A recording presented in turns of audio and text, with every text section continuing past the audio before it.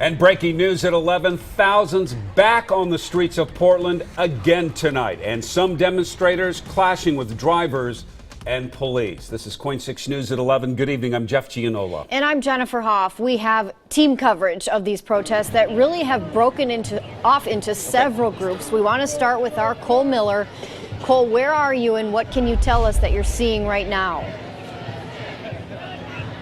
Well, Jennifer, we're here at Southwest 6 in Stark, a light sprinkle beginning to fall, where these protesters have come face to face with these officers clad in riot gear.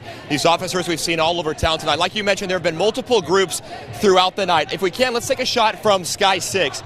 You can see the massive size of this crowd. Like you said, likely thousands of people here. This just gives you an idea of the size, the mass. It's starting to look a lot like it did last night. Now, we began our night at City Hall, where there was a peaceful vigil, a peaceful rally taking place, folks gathering to talk about some of the issues facing the country here at home and around the nation. A lot of that, again, the anti-Trump sentiment, the signs we've seen there. From there, then, a group spilled out onto Southwest 4th, right in front of the steps of City Hall. That lasted for about an hour or so, actually a couple of hours, a standstill with that group of protesters and these police in riot gear. They were there almost right away when those demonstrators went into the street. Then a little later, we saw flashbangs and a lot of tear gas going off. It pushed this entire crowd from about Southwest 4th and Jefferson all the way down here to Stark. We took quite a bit of tear gas ourselves. That stuff, and the CS gas is what Portland police are also calling it. But lots of flashbangs dispersing the crowd as they pushed them north, up Southwest 4th to Stark. That's when the movement came west, here to Southwest 6th. If we can come back out now, maybe take a live picture from Chopper 6. You can see the size of this crowd. Again, it's beginning to look a little bit like we saw last night, where the size is just almost overwhelming. The flashbangs, the gas, a lot more gas, if I had to guess, being used tonight. Officers putting on those gas masks. Some of the people down here on the streets also wearing gas masks of their own. So if we can come back out here to the street, we'll take a live picture here. You can see the police officers in their riot gear, police from multiple agencies, face to face with these protesters, where it looks like there really is no end in sight. Just a few minutes ago, another group actually came in from Southwest 6th from the west to meet up with the crowd we're seeing here now. But again, we'll keep our boots on the ground here, and if anything breaks where we're at, we'll be sure to let you know. In downtown Portland, Cole Miller, KOIN 6 News. Okay, and again, this started off very peaceful and then quickly turned into this, and it doesn't look like anything is slowing down. So let's continue our team coverage with our Andrew Dimbert, who followed one of those groups that split off. Andrew, what's your location? Yeah, Jennifer, Jeff, this is just like last night. Right now, we are on 6th and Stark. Excuse me, you can see how things are just getting out of control, just like they did last night.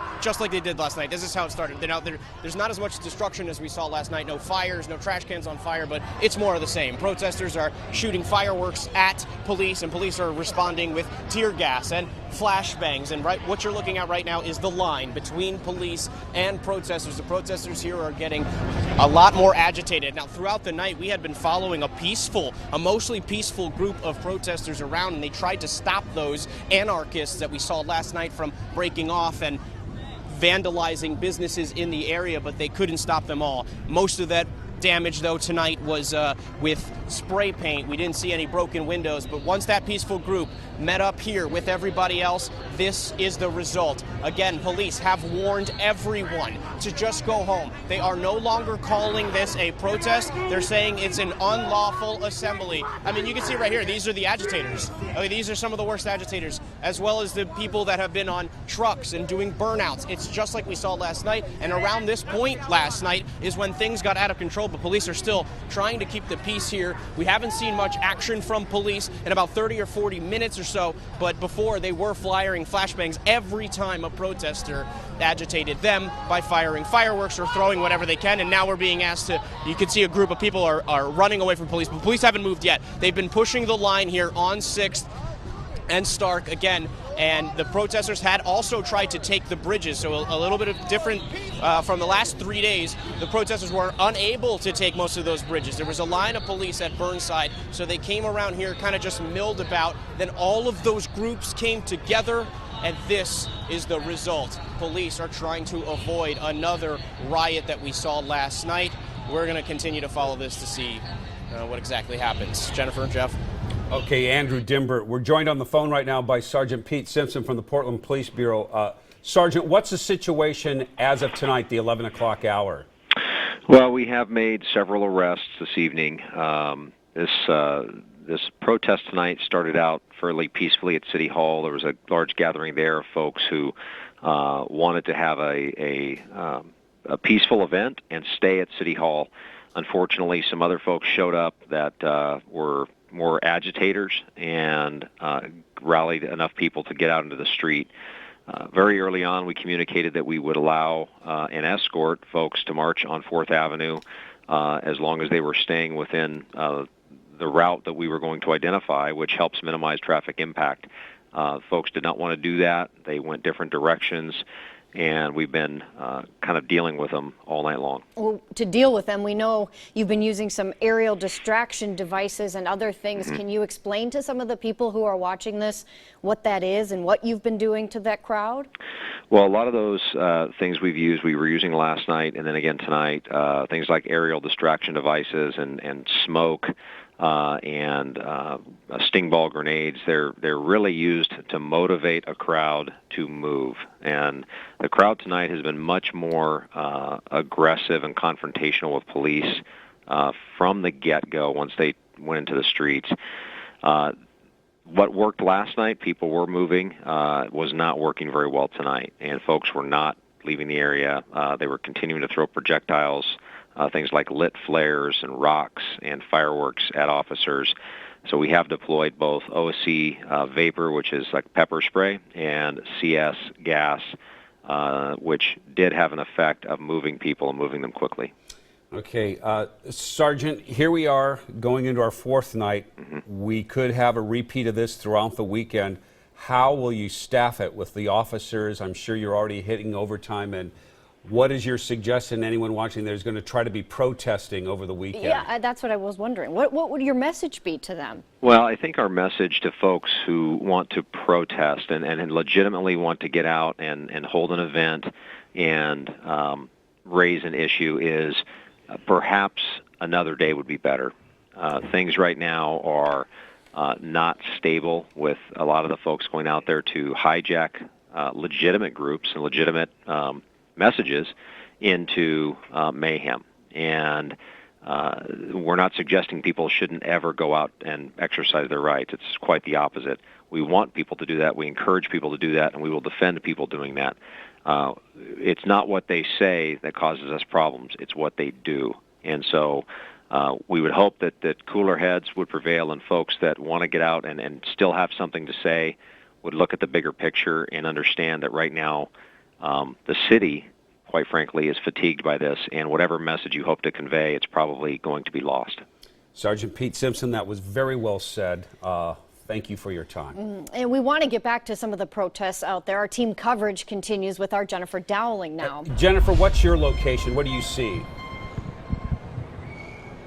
Well, we're on Southwest Broadway in Stark, and as you can see, things are heating up here as we have these teams coming in full riot gear, trying to keep protesters under control. As Andrew and Cole have been mentioning, they've been quite agitated. In fact, we just heard some flashbangs fly over the crowd, and we have people running and pushing each other into the streets over here. I'm going to walk over here with my photographer, Zach. We're going to take a look at what's going on in this crowd. So you can see we're around the corner near Gaucho's, near the Penny Diner. We've got police here that are trying to keep these streets clear. And then on the other side, if you take a look to my left, there's a lot of protesters that have bottlenecked essentially in those corners where you saw Cole and Andrew. And here we go, they're getting ready for some sort of action. They are starting to move in here. We expect that they may be trying to clear the street as they have been all night. So we're getting ready for some major maneuver. Now the protesters are down the street there past the Penny Diner. They have bottlenecked. There's also some protesters, as Andrew and Cole mentioned, that have split into different groups. So essentially, we are surrounded by protesters at this time. The police are trying to get control of the situation, but it's been very difficult because there have been so many groups. And as they mentioned before, the crowd has grown in size and has become more intense and agitated. Now we're starting to hear A lot of noise from down the street there as the police move in, and the two groups are going to come together. We're going to walk down here. We're under this awning, so we kind of have a limited viewpoint. As you can see, the police are advancing. Looks like the crowd is moving away from them. Oh, there's a flashbang right there. That's what we've been hearing all night. That has been accompanied by tear gas in some situations. You can see the crowd is running. They're trying to disperse them. They've used other noise devices as well. So a very tense situation out here on the streets in downtown Portland. There are the sirens. The police are making their move, clearing the streets. Here comes the motorcycle officers. And you can see that they are being effective here in moving that crowd. The crowd is running. This is what we've been seeing all night, as I mentioned. And here they are explaining this is an unlawful assembly.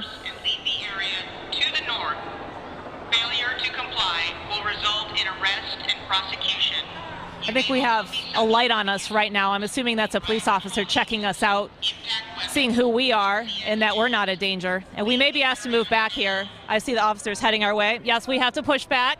Officer, getting back. We're moving back. Yes. Yes, heading back to Broadway. They're telling us to go back to Broadway. We're following their orders. There's more flashbangs behind us as we walk.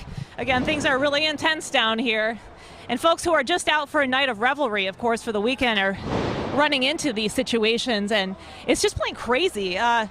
Portland has really erupted into an intense, I would say, ball of anger and frustration over the elections, and of course this has spilled over into other groups as well. The police have mentioned anarchists that are causing a lot of issues out here. I'm going to wrap it up and send it back to you guys in the studio. Okay, Jennifer Daly, an ongoing situation. We do want to mention, Jennifer and I, that the mayor and the police chief got together. They had a news conference this afternoon, and the mayor was reassuring people. He said, "Get out tonight.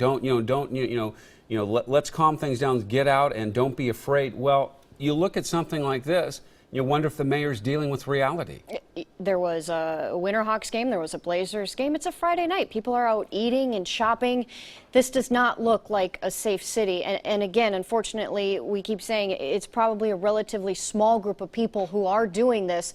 But you can see how violent they are being towards police, as well as destructing more businesses and more vehicles. Okay, we're going to take a quick break. We'll be right back with more as thousands march in the streets of Portland once again tonight. We'll be right back.